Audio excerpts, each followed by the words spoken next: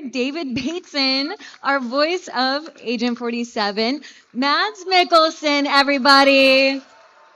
Woo! Hakan.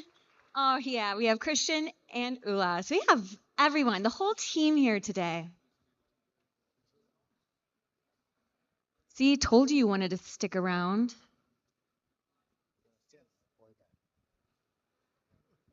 Look at you guys. Everyone's so handsome. Okay. So we're going to have a couple questions that I'm going to give our panelists, and then we're going to take some questions from the audience. But I think what would be really special is starting off with, you know what, a little story, because Mads, David, you guys have known each other from before Hitman. And I know there's a little anecdote that can be told here that's quite special. Yeah, it's this is a real premiere. Mass and I worked on a small film together back in 98, 99. You was 94. Oh my God. You're that old, David. Who am I again? Anyway, you were at drama school, which is so scary. We did this little movie. It was a love triangle. He was having an affair with my wife. Yeah. And the short story is this. I go away hunting. It's set in 1895, a long time ago, right? I go away off hunting. He turns up to seduce my wife. She's putting sheets out on the line, and he starts sneaking up and fumbling around with my wife. And anyway, he did something. I'm watching the scene. He's about 25, 30 feet away from me. I'm standing next to the director. We got a monitor in front of us, and I'm watching it live. He goes and leans against this pole as she's putting these sheets on the washing line, and he's like, waiting for you. I'll wait. And then he does something which totally rocked my boat. He starts spitting because he's such a romantic guy. No, he's looking at her. His arms are folded, and he's leaning back, and he just goes, and he does this a couple of times.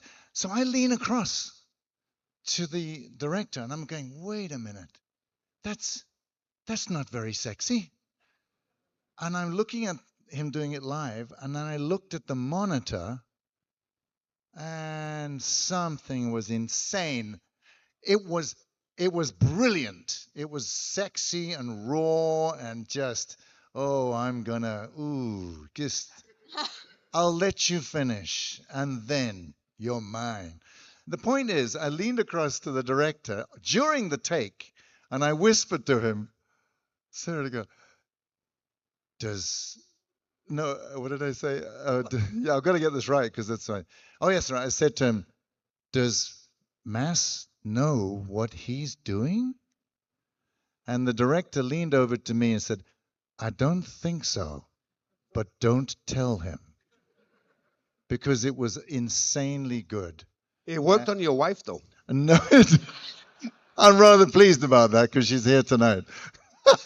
No, but that was maybe a sign of what was to come. And I've waited 100 years to tell you this story of the talent I saw that day, and he was still studying at drama school. So, yeah, give it up for Mass. Yeah, thanks. Yeah, I didn't know. I walked into the room today, and the guys were pitching me the game, and I was watching it, and all of a sudden the hitman comes in, and I'm like, wait a second, is that David? So it was my very first thing I ever did. Yeah. And I got to shag his wife and kill him. Yeah. Let's see what happens in this game. Yeah. We'll call it 50-50. We'll call it a draw. Yeah, you killed me, asshole. It's so rare that, you've been able to work together for so long on different projects. It's actually an incredible story, and I'm happy that you were able to share that with us today, because when else would you have been able to tell that story otherwise? Yeah. Thanks. But I had no idea that you were Hitman. No, but you killed me first. And maybe second. Yeah. All right, so Mads, what was it like to reprise your iconic role as Le Chiffre for this Hitman mission, and how is it different than the movie? It's different in the way that I'm not in a studio, I'm not in a set, I'm not wearing a costume. So obviously this is an imaginary world. I think I was doing the recording in Spain, and you guys were sitting in Denmark. And I knew the game because my son has been playing it forever. And how I fit in, I didn't know at that point, but I got a lot of notes about it. And then you guys was pitching every scene. And eventually I realized, why don't we just do every line in 5 different versions? And then you guys can play around with it. And that's kind of how I approached it because I mean, it's there's so many different opportunities in every scenario. So to tell me how that worked half an hour for every scenario would be me standing there for 2 months. So we just dived in there. I don't know how you guys are doing it, but I mean, you might have a little more visual to work with. No, I have nothing. Okay, here you go. I'm kind of all alone. Yeah. But, Yeah. So it's a different approach, obviously. I mean, it was great to come back to him. I was always when I did the original, I loved the film, but I was always super angry when I read the script that, I mean, a Bond film. I'm an ex-gymnast. I'm really good at stunts. And the most crazy stunt I did in the film was folding 2 aces. It was like, oh God. It's like, so I'm so pleased that this character has actually got his hands on a little more. Yeah. Listen, I think what's cool about this is, unlike the film, obviously, you get as a player to approach you, the target, in so many different ways. And I find that infinitely interesting to use your imagination that way. Although I liked what you did to me well, to James Bond in the movie. So that's another story. Well, he deserved it. He took my money. Yeah, yeah. Asshole. All right, so David, you've been the voice of Agent 47 for many, many years now. Many. How do you keep the character fresh and engaging for both yourself and the fans? How do I? How do you keep the character fresh? Oh, well, listen, in a way, it's kind of easy. I don't know if you have this thing, but one, I treat Agent 47 as my best friend, as I mentioned earlier. So I kind of thinking, I'm going to have a good time hanging out with my best friend. We'll work it out. But here's the other thing. I know he's this emotionless character without feelings and without moral. He's a killing machine. But I treat him sort of like a Frankenstein's monster, in a way, that he's somewhere deep, deep down inside. He's looking for some kind of humanity. And though the dialogue is written very ice cold, and it should be delivered that way, I try to sneak in some kind of curiosity about how it might feel and to kill, or to what's this person going through. And secondly, I think of his backstory about wanting to know where he comes from. So it's a primitive thing, but I just keep having that in my head. That's really cool. And Mads, you already talked about the difference between voice acting, being in the booth, and then being on set. Did you enjoy the experience? Yeah, it was super fun. Both of the things were fun. It was obviously fun to revisit him for a number of reasons. Also to just see that even though he looks young in the game, his voice is kind of more rusty now.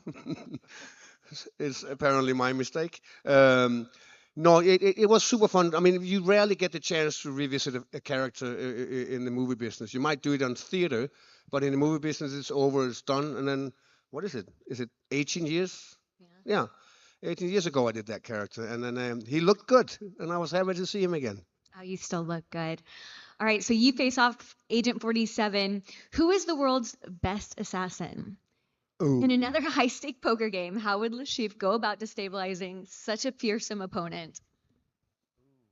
Well, obviously, Le Chiffre normally has henchmen and people to do the dirty work. So in terms of assassin, it's obviously hitman. But if you face him in his environment, I think it's going to be a little uphill battle for hitman. Yeah, I think you're right. I mean, you mentioned earlier to me that it's not just about me trying to kill you by winning at poker. There's a lot more going on. And I think, I don't know, when James Bond stands there, you're kind of going, yeah, it's going to end well.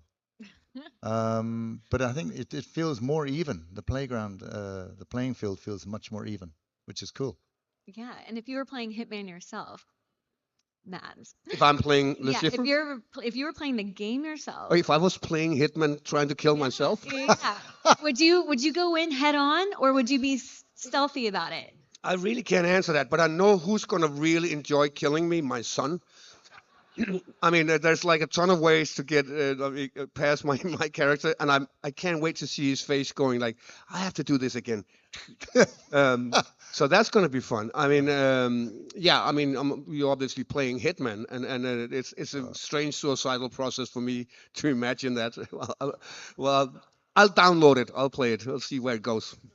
So if you had to give Agent 47 one piece of advice for his mission against you, what would it be? Yeah. Give Agent 47 an advice. Oh, Why would I? uh, yeah, I think it would be a smart choice to beat me at poker. That would be the easiest way for him. And if he can't do that, it's an uphill battle. yeah. I think you're right. It's not going to be easy killing this guy. I would just say this. I never thought of that before. Your son's going to be out there killing you. Well, I have news. Probably for you. playing right now. Oh no. Well, listen, I walked in on my daughter when she was playing Absolution some years ago, and she turned around and said, "Dad, it's so cool hearing your voice in my ears as I strangle this nun." And I thought, can we just keep that inside the room, please? Yeah, so good luck. That's incredible. So, Christian, what core themes or tone did you want to capture in the Bond story that sets it apart from previous interpretations of the film or the games? Well, first of all, we're changing subject here, Oh, yeah, but getting serious. absolutely, I just want to say it's absolutely a blessing to just see the two of you together, and like for us to dream about it, Hakan and I, as you can probably imagine, it's been a really, really special mission for us, and it's been really enjoyable. Regarding a Bond, I think what we really wanted to find at the core was a young version. We kind of talked about the difference between who's 007 and who's James Bond as a concept. Trying to find out like how does he become the number? How does he, as we also talk about, the game is about earning the number, but it comes at a price. So we needed to figure out who is he in his sort of his raw form, and what does being an agent actually do to him. And I think that's what we're really interested and curious about in the game as well. That's really cool. So, can you tease any unique mechanics or innovations that set this game apart from any other stealth or action titles? Well, I think we're combining some really interesting elements. Like, we're well known from Hitman games with a lot of freedom of approach, and obviously Bond is a little bit different, but he has a really big layer of improvisation, and just he happens to get in trouble, but he also happens to have a lot of different solutions. So we wanted to capture that. But I think the biggest leap for us was to make this seamless interplay between physical melee action and really good shooting combat. So it feels like you have a lot of options, whether you're in sort of an action part of the game, or whether you're more like using your skills as a spy. To be honest, I can't imagine another duo of games that fit more perfectly together, that share the same mechanics and everything. Yeah. So let's switch it a little bit. Adam, Mind's Eye looks like it blends narrative depth with action. What's the core experience you want players to walk away with?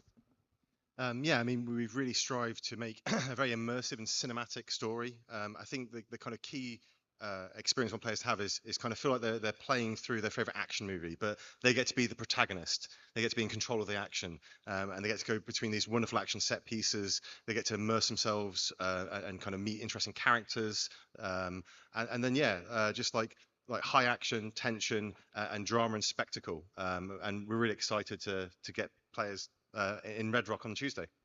That's exactly Tuesday. That's wild. And what would you say sets Mind's Eye apart from other narrative-led games in terms of like gameplay or structure?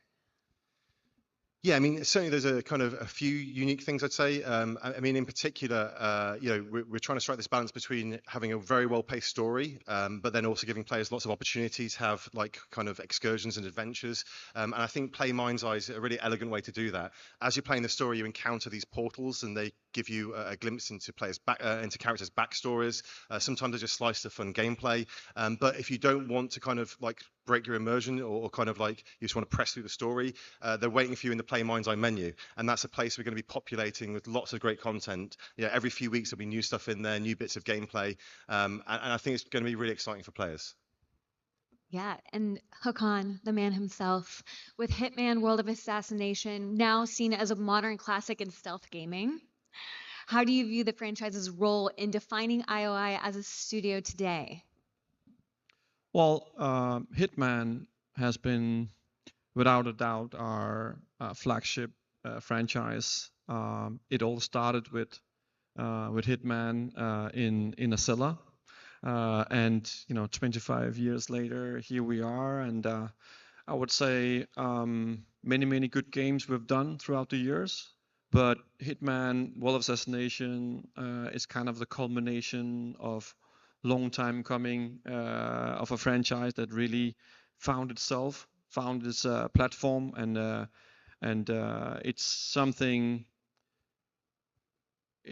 we started 13 years ago, 14 years ago, envisioning and working on it, and then starting it like from one episode to one game to three games, all melded into one universe. And it's been a long road, but like as you saw today with the co-op edition, which we are extremely excited about, it's something that when we say it never sleeps, it never ends, we mean it.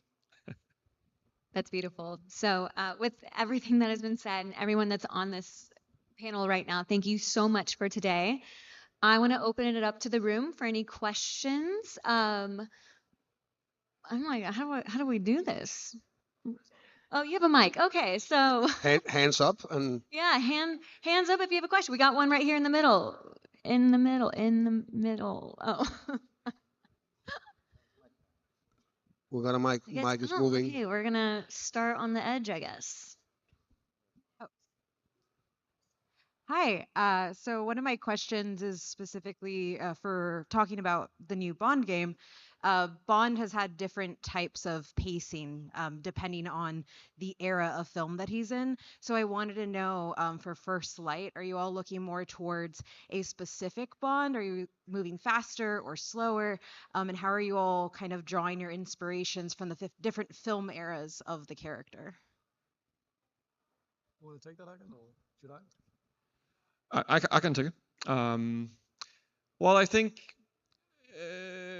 we've been asking ourselves that question: what is actually the inspiration for our Bond? But I think from the get-go, we tried to kind of leave that out. There's so many good legacy from 60 years of this franchise, but we really the whole spirit and core of First Light is to create something original, something that stands on its own, something that we can call our Bond for the gamers. And so I think it's difficult to say he's more like Roger Moore or more like Sean Connery and whatnot. I think he is his own young man, and I think where he differs the most is he's not like on top of his game with very comfortable in tuxedos and with the martinis yet. This is actually something he will learn along the way, right? So it's a young man,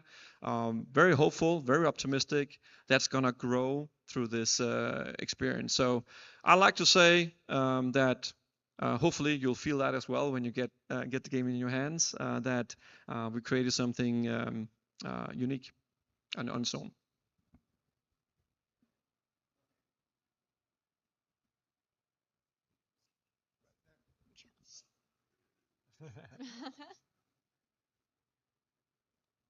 Hello? Hello, hi. All right.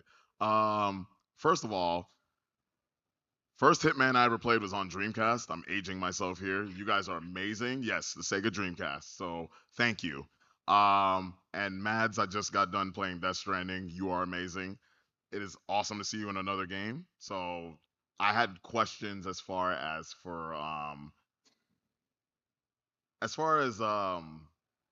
your approach with this one versus the last one that you did. Was it any different, or did it just feel like you just jumped right back into it? Eh, they belong in the same worlds in the sense that I don't have a setting. There's no sets. But the other one was more physical. That we were dressed up in green tights and had dots on our faces and a camera up here. And luckily, I wasn't the only one. So and here it was a pitch a couple of months before I did it, and we talked back and forth about it. And then I went into the studio and I did the voice for it. So there was a difference for sure. Both had one thing in common: I had no idea what was going on. I had a hunch, but so what I saw today was just mind-blowing fun because I in a film I will be in the midst of it. Here I'm on the outskirts of it, and then I see the product later. So it's I'm like you guys. I'm like crossing my fingers. Yeah. Yeah.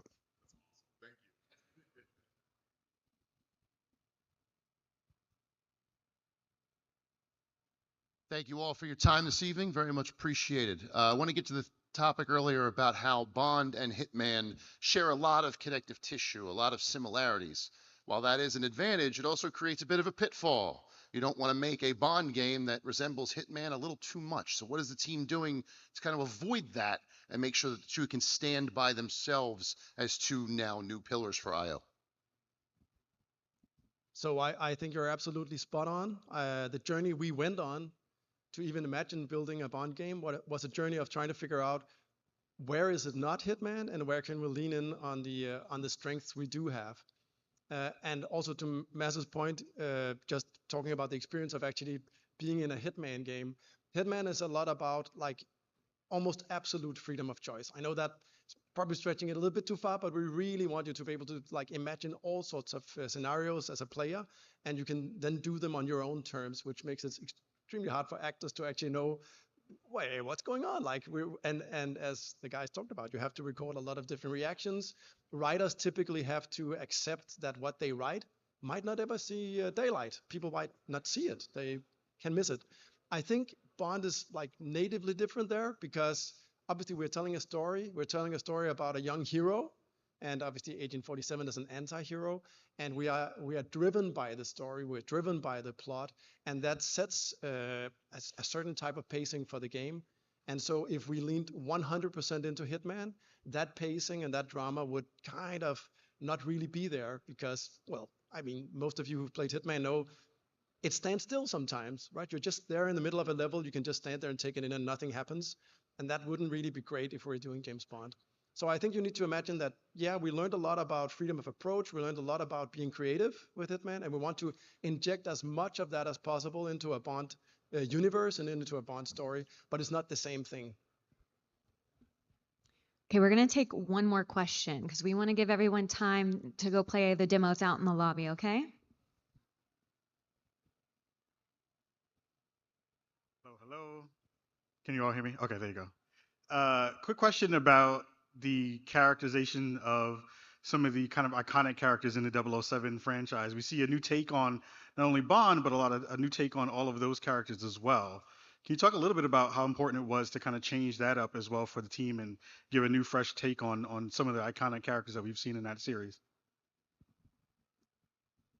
Okay, yeah, I'll happy to answer that. So obviously, like as you can imagine, there is a vast legacy with those characters, and there are so many interactions that people expect and they want to see in the game, and so we're obviously very mindful of that. And obviously, in the future, like not for now, we'll dig into how that unfolds. I'm sure you saw in the graphic behind Hakan when he was talking about Bond, we introduced a new character to the mix between Moneypenny, M and Q, and so we're obviously super excited to talk a little bit about that as we move forward. But for now, you know, we'll save some of that ammo. I'd like to remind everyone that we're going to continue to do interviews in the lounge and I think in here as well, but we are going to conclude that for the night. Thank you guys so much, and thank you for everyone who's watching to celebrate this with us. They deserve it all. Yeah. Thank you so much.